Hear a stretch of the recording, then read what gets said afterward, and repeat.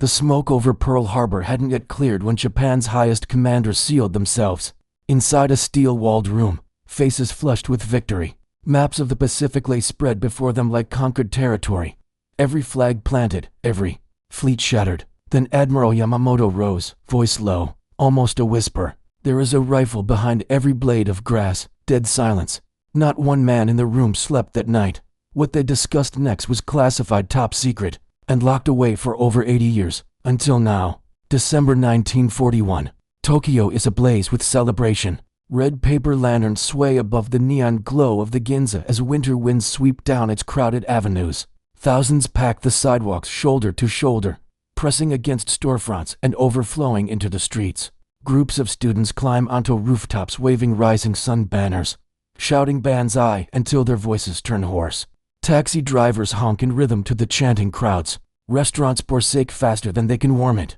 Newspaper boys struggle to be heard over the roar. Every few minutes, they shout a new headline, each one more triumphant than the last. Singapore, the so-called fortress of the British Empire, is on the brink. Malaya is collapsing. Hong Kong has fallen. Wake Island, Guam, and much of the Central Pacific now fly the Japanese flag. Pearl Harbor, struck only days earlier, still smolders in American memory. 8 battleships crippled or sunk. The U.S. Pacific fleet shattered before it had fired a shot. These reports electrify the population. For many Japanese citizens, the victory seemed to confirm what wartime propaganda had long claimed, that the empire's destiny had arrived, that Japan would finally break Western dominance in Asia, and that the United States lacked the strength to fight a long war across the Pacific. Inside the Imperial General Headquarters in Ichigaya, the atmosphere mirrors the frenzy outside, but is grounded in cold military calculation. On the wall maps, bright red arrows sweep confidently across Southeast Asia and the Central Pacific. Senior officers admire the speed of their advances. The Army's banners now stretch from the Kuril Islands to the approaches of Burma. Commanders speak with growing confidence about the possibilities ahead, isolating Australia by cutting supply lines, threatening India through Burma, and extending defensive positions deep into the Central Pacific. Some officers go even further. Private conversations circulate about Hawaii becoming a future Japanese outpost. A few, swept up in the euphoria of early victories, discuss the theoretical end of the war, not in Tokyo or Singapore, but in Washington, D.C., after what they imagine would be a forced American negotiation. It is within this mood of absolute certainty that the Supreme War Direction Council meets on the evening of the 23rd of December 1941. The room is filled with the most powerful men in the empire. Prime Minister Trijur Hideki, Navy Minister Shimada Shigetar, Army Chief of Staff Sugiyama Hajime, and Admiral Yamamoto Isoroku, Commander-in-Chief of the Combined Fleet. The agenda is brief but momentous. With rapid victories secured, the Army proposes what they consider the next logical step: begin contingency planning for a potential invasion of the American West Coast. Trijur looks toward Yamamoto. The Admiral has barely spoken since the meeting began. His hands are folded neatly, and his expression is unreadable under the harsh electric lights. Those who know him sense restraint, not agreement. When he finally speaks, he requests permission to address the council without limitation. Permission is granted. Yamamoto rises slowly. The room falls into complete silence. For the next 15 minutes, he lays out a precise, unembellished analysis: logistics, geography, industrial capacity, civilian armament, each fact cutting deeper than the last. By the time he finishes, every dream of invading the United States has collapsed. The cheering in the streets continues late into the night. But inside Ichigaya, Japan's confidence has died long before the champagne runs dry. Admiral Yamamoto Isoroku entered the war as one of the most respected naval minds in Japan. Yet he was also one of its most reluctant. Born in 1884 in Nagaoka, he came from a samurai lineage, but carried none of the rigid nationalism that defined Japan's military leadership in the 1930s.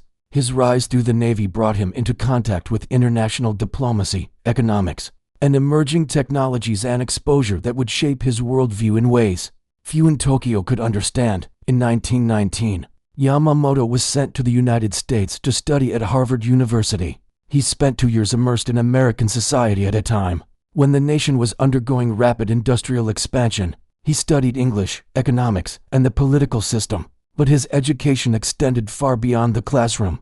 Yamamoto traveled widely across the country, moving from industrial centers in the Northeast to the farmlands of the Midwest. He visited factories, rail hubs, shipyards, and steel mills, often taking meticulous notes on production capacity and industrial organization. What impressed him most was not military might, but the scale of American manufacturing. In Detroit, he saw automobile plants producing vehicles with an efficiency that Japan could not match. In Pittsburgh, he watched steel being poured in quantities that dwarfed Japan's entire national output. He observed the American workforce multiracial, diverse, and driven by competition rather than rigid hierarchy. These experiences convinced him that the United States possessed a latent war-making capacity, far beyond what Japanese intelligence estimated. Yamamoto's time as a naval attaché in Washington, D.C. reinforced these conclusions. He cultivated relationships with American officers, businessmen, and politicians. He read American newspapers, followed public debates, and gained a clear understanding of the country's political culture. He recognized that while Americans often appeared divided and argumentative, they became fiercely united when threatened. He also understood the deeply ingrained frontier tradition, firearms as tools of daily life, self-reliance as a cultural value, and resistance to foreign control as a national instinct. Back in Tokyo, Yamamoto's insights set him apart from the army generals who dominated Japan's wartime planning. Many senior officers, shaped by the rigid hierarchy and Bushido ideology of the Imperial Army, dismissed the United States as a materialistic, soft, and divided society. They believed Japan's spiritual strength could offset industrial inequality. Some even viewed Yamamoto's warnings as signs of weakness or undue admiration for the West. The contrast could not have been sharper. While army leaders envisioned a short conflict, ending in negotiated peace, Yamamoto saw the dangers of waking an industrial giant capable of sustaining a long war. He opposed an attack on the United States, arguing that Japan lacked the resources for extended conflict. But as commander-in-chief of the combined fleet, he was forced to prepare for a war he believed unwinnable. This tension defined his role, a patriot fiercely loyal to Japan, yet a truth-teller whose strategic knowledge contradicted the empire's growing confidence. Yamamoto feared that political and military leaders were blinded by recent victories. Having witnessed America's potential firsthand, he understood that the United States was not a nation that could be intimidated or conquered through a single stroke. And as Japan celebrated its early triumphs, he carried a burden no one else in the room shared, the certainty that their greatest enemy had barely begun to fight. In the Japan of the early 1940s, the relationship between the state and the individual had been reshaped by decades of centralization. After the Meiji Restoration, firearms were tightly regulated, and civilian ownership was gradually pushed out of public life. By the time Japan entered the Second World War, the average citizen had almost no access to personal weapons. Gun ownership was a privilege granted only to select individuals, typically hunters in remote regions or those with explicit government authorization. The samurai class had long since lost its right to carry swords. The Imperial Army, not the civilian population, was the sole repository of military power. This shaped how Japan's leaders viewed warfare. They understood national resistance through a narrow lens: break the government, defeat the army, and the population would submit. This was the model Japan had observed in China, Manchuria, and Southeast Asia. Civilian uprisings did occur, but mass-armed resistance by ordinary citizens was not something Tokyo's planners considered realistic. When the discussion turned to the possibility of invading the United States, many in the high command applied the same assumptions. They saw Americans as consumers, not combatants, a population living in comfort, unaccustomed to hardship, unlikely to engage in prolonged resistance without the direction of a formal army. Yamamoto knew otherwise. His years in America had exposed him to a completely different cultural landscape, one shaped by the legacy of frontier settlement, westward expansion, and a constitutional protection that enshrined civilian gun ownership. In states such as Arizona, Montana, Texas, and Michigan, he had seen rifles displayed openly in hardware stores, sold beside tools and farming equipment. He observed fathers teaching their sons and daughters to shoot at an early age. Hunting was not merely a sport. It was a tradition embedded in rural life and tied to ideas of independence and self-reliance. Marksmanship was widespread. Millions of Americans, particularly in the Midwest and rural South, grew up comfortable with firearms, able to track, hunt, and shoot with precision. In some regions, hunting seasons involved entire communities. Local competitions, gun clubs, and high school marksmanship programs were common. The U.S. had a culture in which firearms were a normal part of civilian identity, not symbols of elite privilege. Even before the war, U.S. intelligence estimated tens of millions of privately owned firearms in civilian hands. Yamamoto had seen this firsthand, and it left a lasting impression. As the generals of the Supreme War Direction Council spoke of marching from California into the American heartland, Yamamoto recognized the fatal flaw in their assumptions. The United States was not simply defended by its military, it was defended by its people. According to accounts attributed to him, though not all recorded in official minutes, Yamamoto delivered one of the most chilling warnings of the war. He described America as a nation where every field, every ranch, every small town hid the potential for resistance. The phrase often connected to this warning is the now famous line, "You cannot invade the mainland United States, there would be a rifle behind every blade of grass." Whether these exact words were spoken remains debated among historians, but the sentiment undeniably reflected Yamamoto's documented views. His message was unmistakable. Japan would not be fighting a conventional army, it would be facing a society in which civilian resistance could not be contained, disarmed, or predicted. The room fell silent because this was more than a logistical problem, it was a psychological one. Japanese planners had convinced themselves that Americans were soft, too individualistic to withstand hardship. Yamamoto countered this myth with evidence drawn from years of observation. Americans were indeed individualistic, and that made them more not less dangerous, a population that values personal freedom, armed with millions of rifles, and fighting on its own soil could not be subdued by any invading force Japan could deploy. In a single briefing, Yamamoto dismantled the belief that early victories guaranteed long-term success. He showed that Japan's first barrier in any invasion of America was not the U.S. Army or Navy, but the armed character of the American people themselves. It was a reality the High Command had never considered and one they could not overcome. The invasion route that some Japanese officers imagined in late 1941 began on the beaches of California. On a wall map inside the Imperial General Headquarters, the distance looked deceptively simple, a single broad arrow pointing eastward across the North American continent.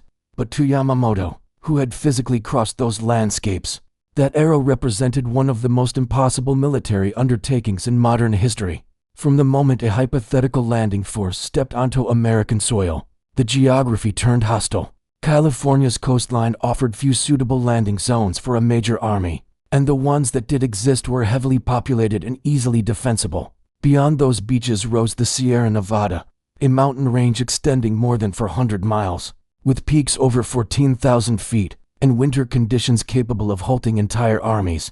No Japanese force had ever attempted mechanized movement through such terrain, and the logistical demands alone would have crippled even the most prepared invader. If an army somehow crossed the Sierras, it would emerge into the high deserts of Nevada and Utah, vast, arid expanses with extreme temperatures and almost no natural cover. Supply lines stretching back to the Pacific would be exposed every step of the way. There were no Japanese port facilities on the American coast, no repair stations, and no fuel depots. Every bullet, every shell, every liter of fuel would have to cross 5,000 miles of ocean from Japan, through waters increasingly dominated by American submarines.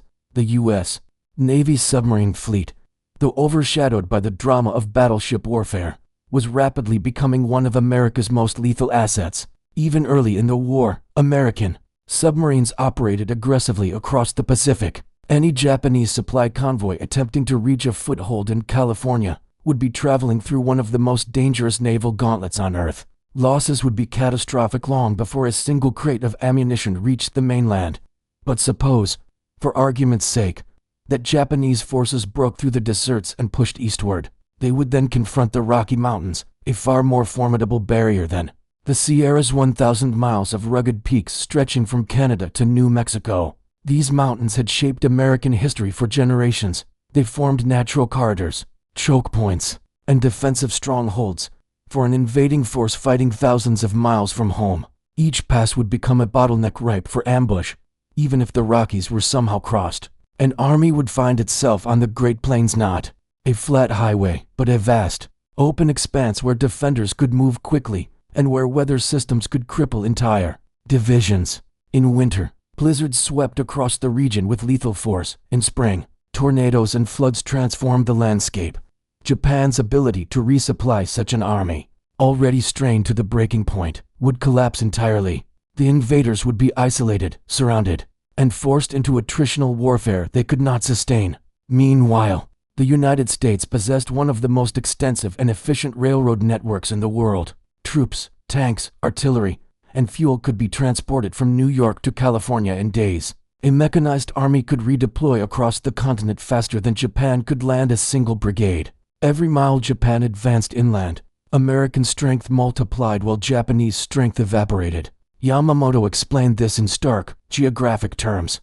On the maps before them, he turned each mountain range, each desert, each 1,000-mile stretch of open land into a battle waiting to happen, and a battle Japan could not win. What looked to some generals like a bold strategic arrow from west to east became, under Yamamoto's analysis, a 3,000-mile death march.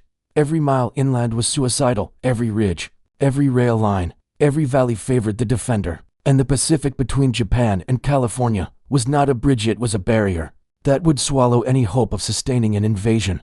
By the time Yamamoto finished, the room understood that geography alone made the conquest of America an impossibility. When Yamamoto warned that Japan could run wild for 6 months to a year, he was not speaking in metaphors. He was speaking from direct observation from factory floors in Detroit, from steel mills in Pittsburgh, from shipyards along the American coasts.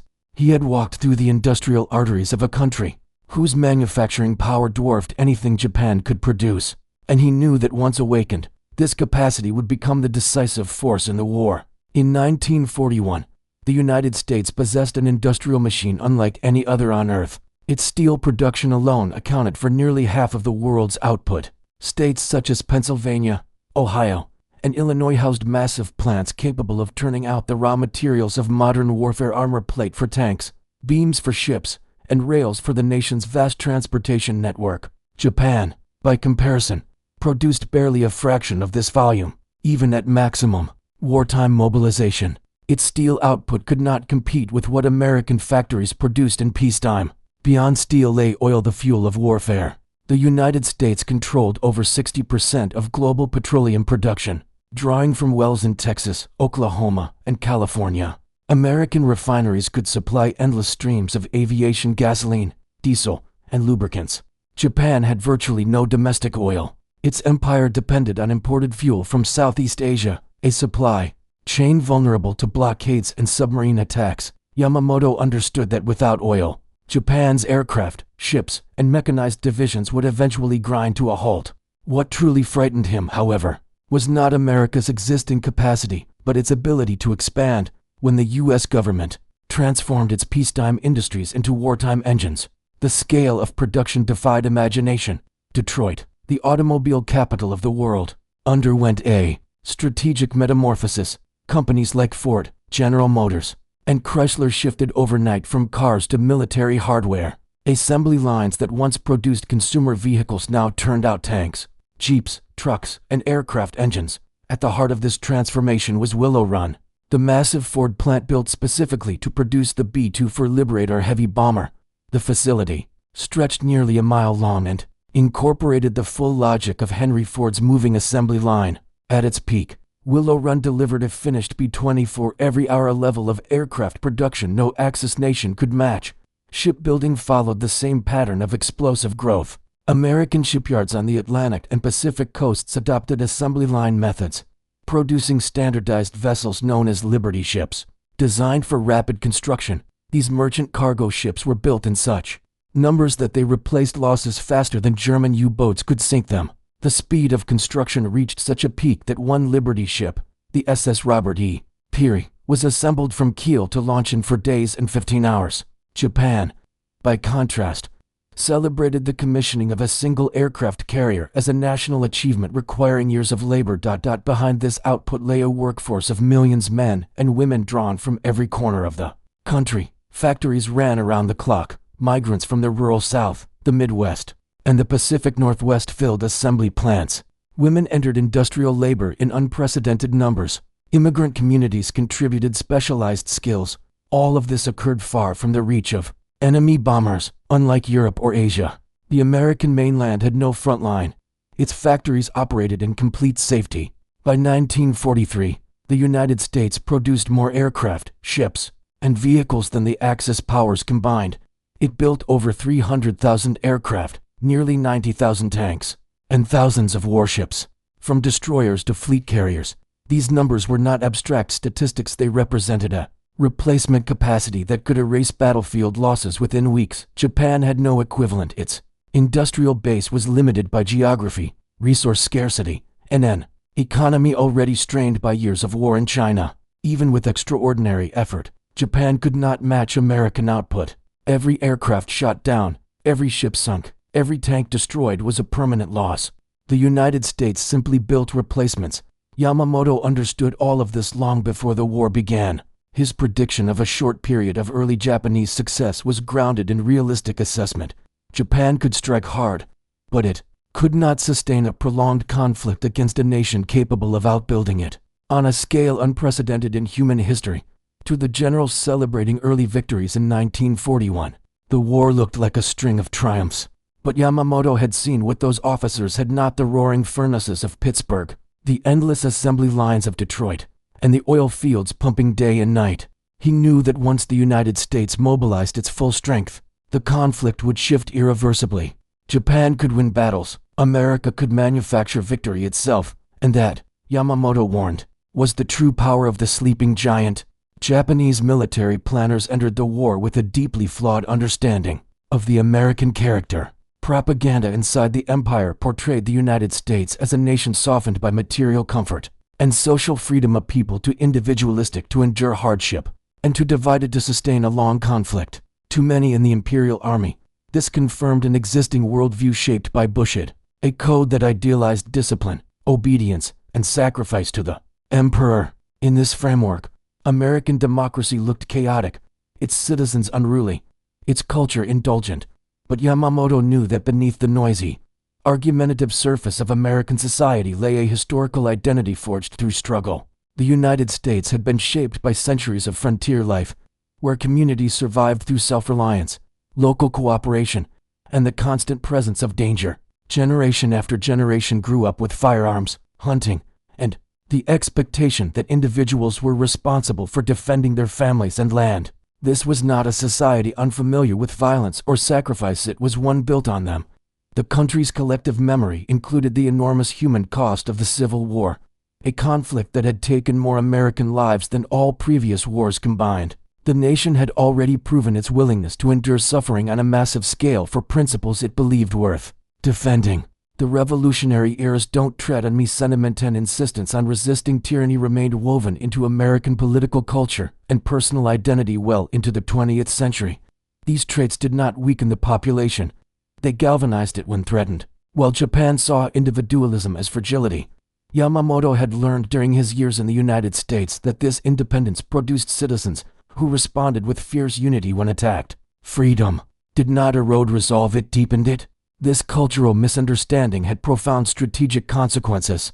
The Japanese high command expected Americans to seek negotiation after early defeats. Instead, the attack on Pearl Harbor ignited a nationwide surge of determination. Factories mobilized, volunteers flooded recruitment offices, and public opinion united behind total victory. Yamamoto had predicted exactly this reaction. He warned that war with the United States would awaken a population whose anger, once roused, would be enduring and uncompromising. The empire mistook American openness for weakness and its diversity for division. Yamamoto understood that these qualities made Americans fight harder, not less. In misreading the American character, Japan's leaders built their war strategy on a fatal illusion, and the cost would be paid across every ocean and battlefield of the Pacific. The irony at the heart of Japan's wartime strategy emerged only in the final phase of the conflict. Early in the war, Yamamoto had warned that invading the United States was impossible, in part because of the armed American populace, millions of civilians capable of resisting an occupying force. Japan's leaders dismissed the idea of facing such a society abroad. Yet as defeat drew closer, they prepared their own population to fight in exactly the same way. By mid-1945, The American advance across the Pacific had shattered Japan's outer defenses. The fall of Saipan, Iwo Jima, and Okinawa brought U.S. forces within striking distance of the home islands. In Washington, military planners finalized Operation Downfall, the proposed invasion of Japan. It would unfold into parts: Operation Olympic, the landing on Kyushu, and Operation Coronet, the follow-up assault on Honshu near Tokyo. The scale of the invasion would surpass Normandy many times over, involving more than 1 million Allied troops. Japan's response was Operation Katsugo, a last-stand strategy rooted in total national mobilization. Having recognized that conventional forces alone could not repel an American landing, the High Command began preparing civilians, men, women, and children for direct participation in defensive combat. Schools were closed and teachers reassigned to war. Industries' women's associations were reorganized into neighborhood defense units. Local militias were formed, equipped not with firearms Japan had too few but with bamboo spears, farm tools, and improvised weapons. Young boys drilled with wooden rifles. Girls were trained to carry explosives beneath American tanks. Medical students practiced mass casualty care in anticipation of overwhelming losses. The government distributed manuals instructing families how to ambush invading troops inside their own homes. Alongside the civilian mobilization came a final expansion of kamikaze operations. Thousands of aircraft, including obsolete trainers and hastily converted gliders, were prepared for suicide attacks on the approaching invasion fleets. The Navy organized small motorboats loaded with explosives to ram Allied ships. The Army converted remaining fuel stocks into weapons for pilots who never expected to return. Japan had once seen civilian resistance as a uniquely American obstacle. Yet in 1945, the empire embraced the same doctrine, transforming its society into an armed populace prepared to fight to the death.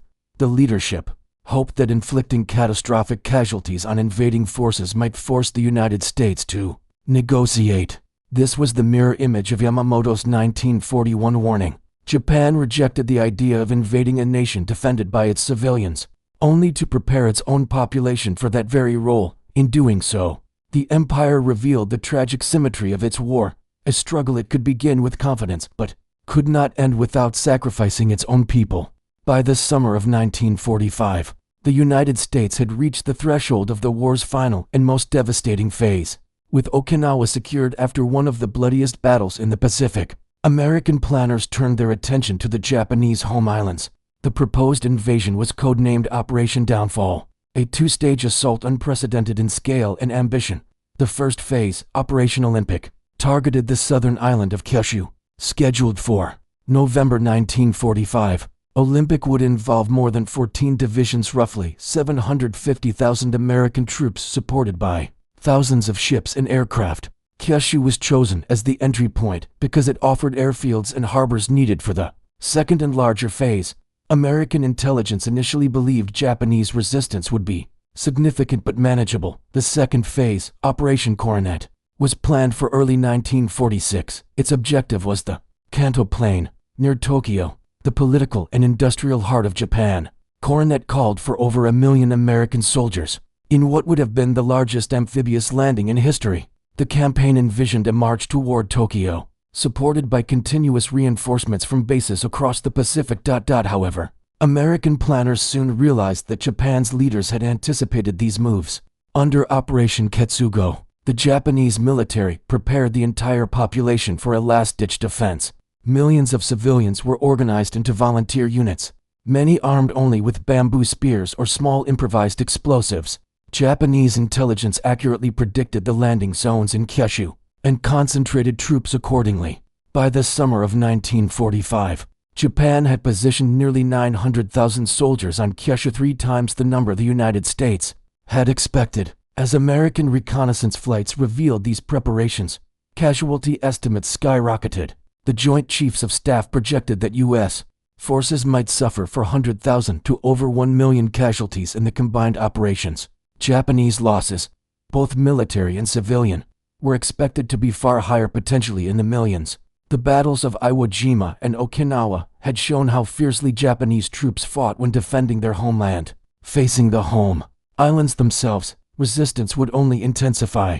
President Harry S. Truman received these predictions and briefings throughout June and July 1945. His advisors presented him with an impossible dilemma: proceed with Operation Downfall and risk a level of bloodshed unprecedented in American history, or use a new and devastating weapon developed under the Manhattan Project. The atomic bomb, first tested successfully in July, offered a path to force Japan's surrender without an invasion, but at the cost of catastrophic civilian destruction. The decision ultimately reflected the very truth Yamamoto had warned of years earlier. Japan had feared invading the United States because of the resolve of an armed, determined population fighting for its homeland. By 1945, Japan had become that same nation, mobilized, entrenched, and prepared to fight until the last. Operation Downfall promised victory, but at a cost that threatened to engulf both nations in unimaginable loss. Faced with this prospect, Truman chose the weapon meant to end the war swiftly. The tragedy that followed was inseparable from the strategic reality Yamamoto had foreseen from the beginning. Some nations, once awakened, cannot be conquered without destroying them entirely. In the years following the war, Yamamoto's warnings became one of the most significant, but least publicized truths inside Japan. His assessments challenged the myth of early invincibility, contradicted the optimism that guided the empire's expansion, and exposed the strategic miscalculations that led to national catastrophe. For a country rebuilding its identity, it was easier to remember the victories of 1941 than the uncomfortable reality that one of its most respected commanders had foreseen the limits of Japan's power from the start. Yet the legacy of his insight shaped the post-war world in profound ways. American military planners studied Japan's failure to grasp the scale of U.S. industrial capacity and national resolve, and those lessons influenced Cold War strategy, deterrence doctrine, and the understanding that modern conflicts hinge not just on armies, but on societal resilience. Japan, meanwhile, rebuilt itself around a new national identity, one anchored in pacifism, technological advancement, and diplomacy rather than the martial spirit that had defined the pre-war era. Its constitution, drafted under Allied supervision, explicitly rejected the imperial model that ignored Yamamoto's strategic realism. Internationally, the collapse of Japan's wartime ambitions contributed to the emerging American-led order, where industrial strength, geographic advantage, and alliances defined global stability. The United States learned that wars cannot be won through firepower alone. They require a deep understanding of an opponent's culture, capabilities, and motivations. Japan learned that national pride, when untethered from strategic reality, can lead to irreversible destruction. Yamamoto's warnings endure as a reminder of the cost of ignoring hard truths. He understood his enemy not through ideology, but through observation and respect. His predictions reveal the danger of arrogance, the peril of underestimating a nation's will, and the weight borne by leaders who must choose between ambition and survival. In the end, his legacy speaks to a universal truth of warfare. Victory favors not the boldest, but the clearest eyed.